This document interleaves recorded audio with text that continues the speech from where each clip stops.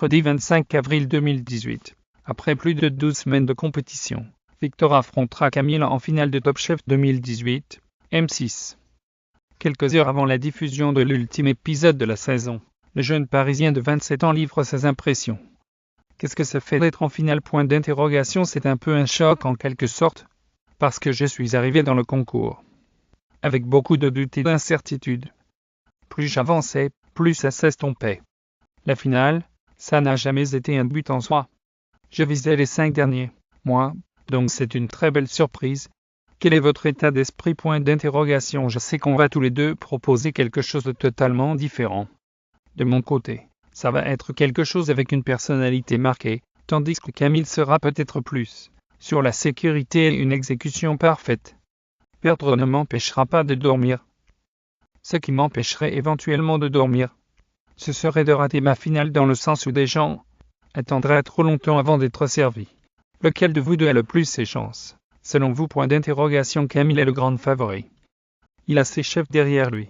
Moi je me suis préparé dans la cuisine de ma mère. Et puis il est sur sa lancée. Mais il ne faut pas non plus me sous-estimer. Je vais tout faire pour tirer mon épingle de jeu.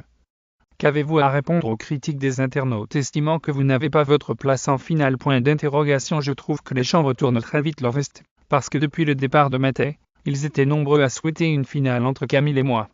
J'étais donc très surpris de voir ces remontrances. Il y a autre chose aussi, c'est que Top Chef existe depuis 9 saisons. Et si c'est toujours les mêmes plats, les gens se lasseraient. Je suis extrêmement déçu de ces critiques, mais d'un autre côté, je m'en moque un peu, car ils n'ont rien compris à ce qu'on a tous voulu faire. Présenter quelque chose de nouveau. Penser que la créativité n'a pas sa place dans le concours est une erreur grossière, et un manque d'intelligence.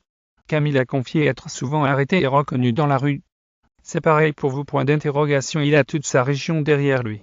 C'est un vrai représentant du Nord. Ici, à Paris, on me reconnaît mais sans plus. Mais c'est tant mieux pour moi, parce que je pense que je n'aurais pas très bien vécu de me faire arrêter toutes les 30 secondes. Je n'ai pas fait Top Chef pour devenir une star. Je pourrais en revanche éventuellement profiter d'une certaine médiatisation pour certains projets. Avez-vous gardé contact avec Philippe Etchebest ? Oui, bien sûr. Camille et le chef se sont vraiment retrouvés l'un dans l'autre. Moi, c'est vrai que je suis très différent du type de cursus meilleur ouvrier de France. Ce n'est pas quelque chose qui me fait vibrer, ce concours. Si Philippe Etchebest me demande de l'appeler et de lui donner des nouvelles, c'est ce que je ferai. Mais c'est vrai que ce n'est pas la même relation qu'il entretient avec Camille. Quels sont vos projets ? Pour l'instant, je n'ai rien. Je suis ouvert à toute proposition. Après, j'ai des idées. Pourquoi pas ouvrir un restaurant en crowdfunding ?